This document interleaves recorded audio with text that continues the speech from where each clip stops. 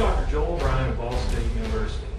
Ask just about anyone what happens to objects inside a car when the car makes a sharp turn to the left, and they'll tell you that objects tend to be thrown to the right. And ask what happens when the car makes a sharp turn to the right, they'll tell you that objects tend to be thrown to the left. We're going to look at a video clip of two balloons inside a van as the van makes sharp left and right turns. One of the balloons will be tethered from the ceiling and filled with air. The other balloon will be tethered from the floor of the van and is filled with helium. What happens to these two balloons might surprise you. As the van turns to the left and continues circling to the left, notice the motion of the two balloons.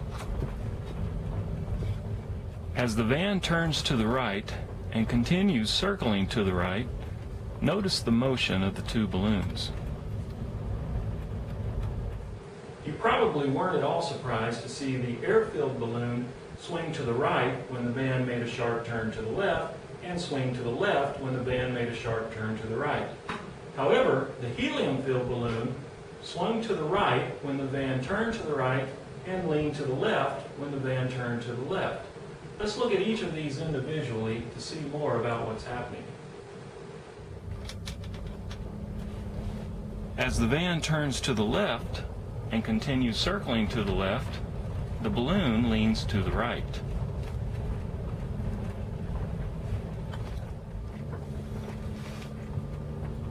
As the van turns to the right and continues circling to the right, the balloon leans to the left. We can use Newton's first law of motion to explain the behavior of the air-filled balloon as the van turned to the left and to the right. Newton's first law of motion states that objects will continue with a constant velocity unless acted on by an unbalanced force.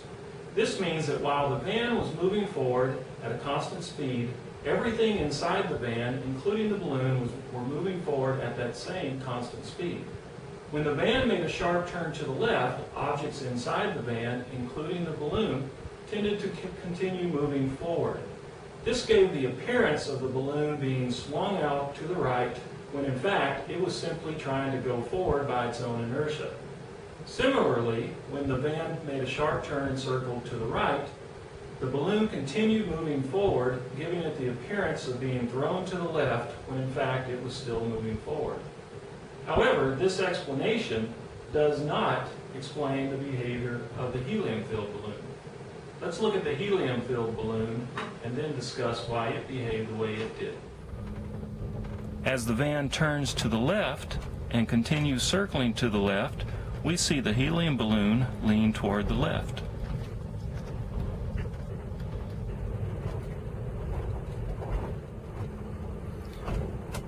As the van turns to the right and continues circling to the right, we see the helium balloon lean toward the right.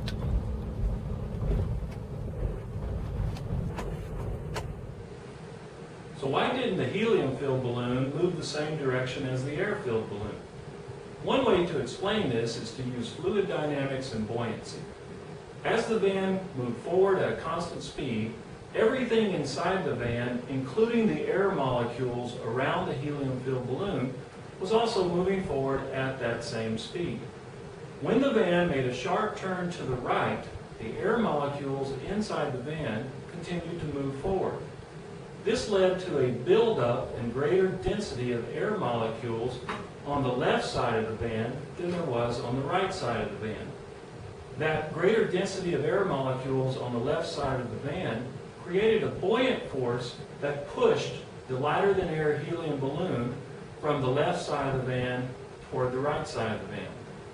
Similarly, when the van made a sharp left turn, the air molecules continued moving forward, leading to a greater buildup of air molecules on the right side of the van. That created a buoyant force that pushed the lighter-than-air helium balloon toward the left. The same thing might happen when the van accelerates forward and speeds up, or when it suddenly comes to a stop after moving forward. Let's look at video clips of both balloons as the van accelerates forward from rest and as the van accelerates to a stop while slowing down. Let's see if you can explain why the air-filled balloon and the helium-filled balloon exhibit the behaviors that you see in the video clips. As the van accelerates forward, the balloon leans backward. As the van slows to a stop, accelerating backward, the balloon leans forward. As the van accelerates forward, the balloon leans forward. When the van slows down and accelerates to a stop, the balloon leans backward. I hope you found these video clips informative and useful. Your students will certainly want to try this out for themselves with their own balloons.